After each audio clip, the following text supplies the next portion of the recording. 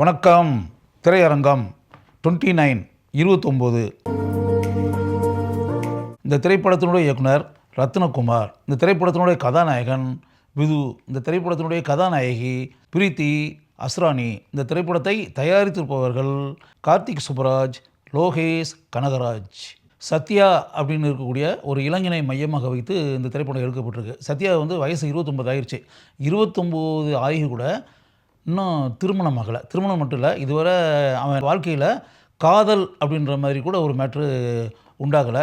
அவனுக்கு மனசுக்குள்ள ஒரு கவலை என்ன அப்படின்னா, ஒவ்வொரு மனிதனுக்கும் ஒரு அடையாளம், ஐடென்டிஃபிகேஷன் அப்படின்றது ஒன்று இருக்கு இல்லையா? அந்த மாதிரி தனக்குன்னு ஒரு அடையாளம், ஒரு லேபிள், ஒரு ஐடென்டிஃபிகேஷன் அப்படின்றது இல்லையே. நாம் யார் அப்படின்ற ஒரு விஷயம் இருக்கு இல்லையா? நாம் யார் அப்படின்னா, நாம் யாருன்னே தெரியல, அப்படி ஒரு அடையாளமே இதுவரை கிடைக்கல அப்படின்ற மனக்குறையில் அவன் வாழ்ந்து கொண்டு இருக்கிறான். அவனுடைய நண்பன், ரூம்மேட் ஒரு இளைஞன். அந்த இளைஞனை பொறுத்தவரை எப்படின்னா, நிறைய கையில் கதை எழுதி வச்சுக்கிட்டு பல தயாரிப்பாளர்கள்ட்டையும் கதையை சொல்லிக்கிட்டு எப்படியாவது டைரக்டர் ஆகணும் அப்படின்ற அந்த தீவிர முயற்சியில் அந்த இளைஞன் இருக்கிறான். இவர்கள் இருவரும் ஒரு அறையில் தங்கி இருக்கிறார்கள். சேலத்திலிருந்து எந்த விதமான அடையாளமும் கிடைக்கல அப்படின்றதுக்காகத்தான் சத்யா சென்னைக்கே வந்தான். சென்னையில் அவனும் அவனுடைய நண்பனும் ஒரு அறையில் தங்கி கொண்டு அவர்களுடைய வேலைகளை பார்த்து கொண்டு இருக்கிறார்கள். அப்படி இருக்கக்கூடிய ஒரு நிலையில் சிறிதும் எதிர்பாராமல் விஜயலக்ஷ்மி அப்படின்ற பேரில் இருக்கக்கூடிய விஜி அப்படின்ற ஒரு இளம்பெண்ணை சத்யா சந்திக்க வேண்டிய நிலை உண்டாகிறது. அவங்க ரெண்டு பேரும் ஒரே அலுவலகத்தில் தான் பணியாற்றுறாங்க, ஒரு ஐடி கம்பெனியில். அப்படி ஆரம்பத்தில் ரெண்டு பேருக்கு இடையில் வெறுமனே ஃப்ரெண்ட்ஷிப், நட்பு அப்படின்றது காலப்போக்கில் காதல் அப்படின்றது மாதிரியான ஒரு உணர்வு, ஒரு சூழல் அவங்க ரெண்டு பேருக்கு இடையில் உண்டாக்கிறது. விஜயை பொறுத்தளவு எப்படின்னா, அவளுக்கு அப்பா ரொம்ப வருஷத்துக்கு முன்னாடியே அம்மாவை விட்டுட்டு போயாச்சு. அப்பாவை பார்த்ததே இல்லை. அவங்க அம்மா ரொம்ப கஷ்டப்பட்டு தன்னுடைய மகளை படிக்க வச்சு வேலைக்கு அனுப்பி ரொம்ப சிரமத்திற்கு மத்தியில் தன்னுடைய மகளை வளர்த்து கொண்டு வந்திருக்காங்க. மகள் ஐஏஎஸ் படித்து கலெக்டர் ஆகணும் அப்படின்றது அந்த அம்மாவுடைய ஆசை. தன்னுடைய தாயினுடைய ஆசையை எப்படியும் நிறைவேற்றியே ஆக வேண்டும் அப்படின்றதுக்காக கடுமையாக உழைத்து கொண்டிருக்கக்கூடிய பெண்ணாக விஜி இந்த திரைப்படத்தில் வருகிறாள். அவங்க ரெண்டு பேருக்கு இடையில் காதல் அப்படின்ற மாதிரி ஒன்று உண்டான பிறகு ஒரு குறிப்பிட்ட சூழலில் அவங்க ரெண்டு பேருக்கு இடையில் மோதல் உண்டாகிறது.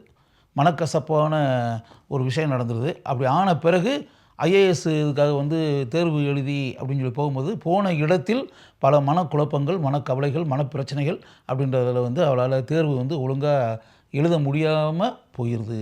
ஒரு குறிப்பிட்ட சூழலில் வாழ்க்கையில் விரக்தி அடைந்த சத்யா தன்னுடைய ஊருக்கே திரும்பி வந்துடுறான்.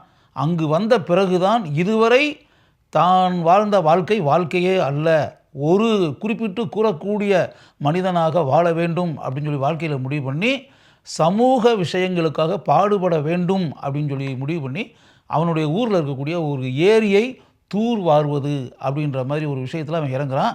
அந்த விஷயத்தில் இறங்கி அதில் வெற்றியும் பெறுகிறான். அதற்கு பிறகு அவனுடைய ஊரில் அவனுக்கு மிகப்பெரிய மதிப்பும் மரியாதையும் உண்டாகிறது. என்னதான் வேண்டாம் என்று மனதளவில் ஒதுக்கி சத்யாவை விட்டு விஜயலட்சுமி என்ற விஜி பிரிந்து சென்றிருந்தாலும் அவளால் அவனை மறந்து வீட்டில் இருக்க முடியவில்லை.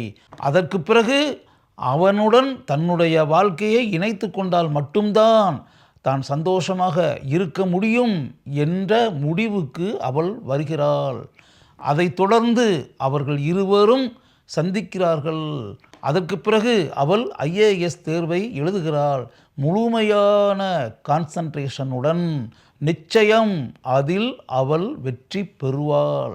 படத்தினுடைய இறுதியில் எத்தனையோ வருடங்களுக்கு முன்னால் தன் அருமை மகளையும் தன்னுடைய அருமை மனைவியையும் விட்டுவிட்டு சென்ற அவளுடைய தந்தையை மலேசியாவில் கண்டுபிடித்து சத்யா அவளிடமே அவளுடைய தந்தையை இங்கு வரச் செய்து அறிமுகப்படுத்தி வைக்கிறான். இப்படிப்பட்ட ஒரு அருமையான காட்சி படத்தினுடைய கிளைமேக்ஸில் இடம் பெற்றிருக்கிறது.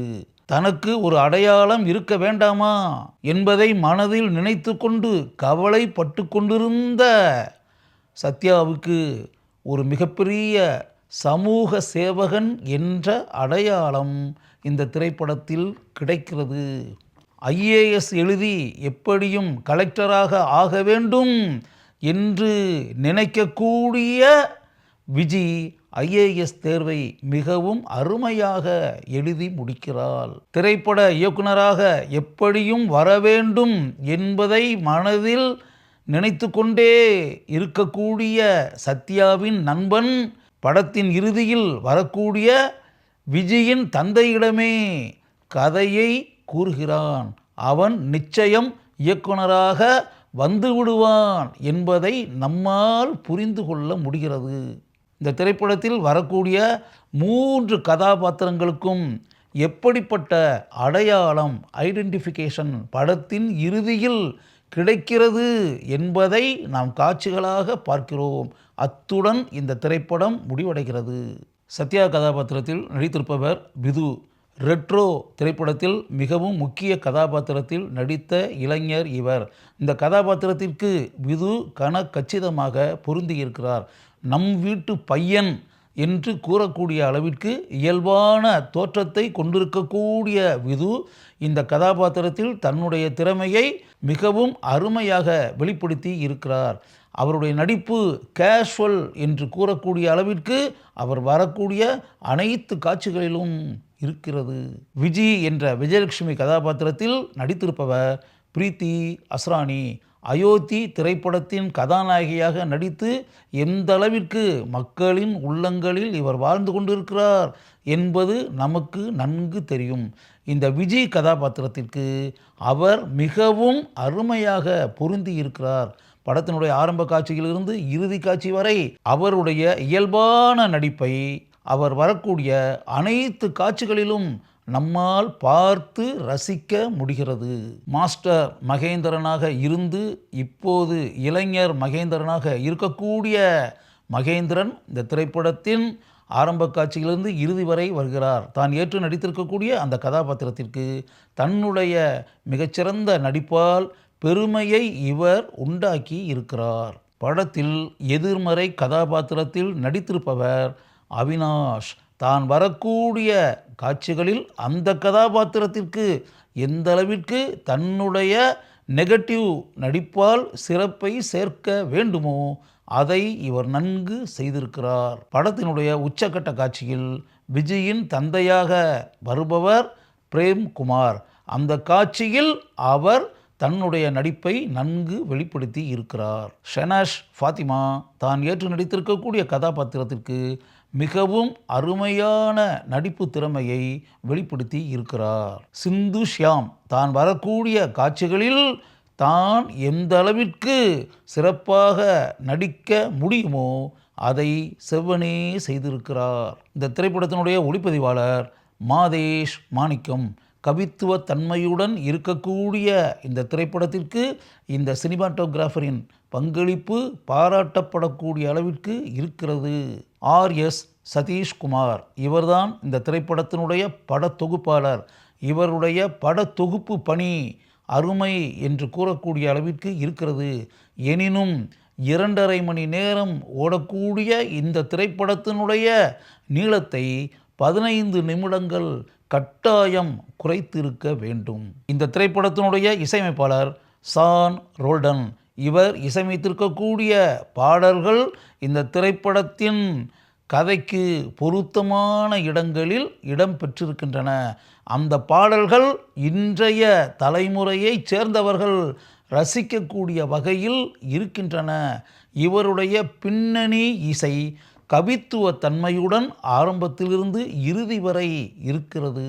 உயர்ந்த நோக்கம் என்ற ஒன்றை அடிப்படையாக வைத்து எடுக்கப்பட்டிருக்கக்கூடிய இந்த கவித்துவ தன்மை கொண்ட காதல் கதையை மிகவும் சிறப்பாக ரத்னகுமார் இயக்கி இருக்கிறார். ரத்னகுமார் இயக்கத்தில் வெளிவந்திருக்கும் 29 என்ற இந்த திரைப்படத்தை ஒரு முறை பாருங்கள். உங்கள் அனைவருக்கும் இந்த திரைப்படம் நிச்சயம் பிடிக்கும்.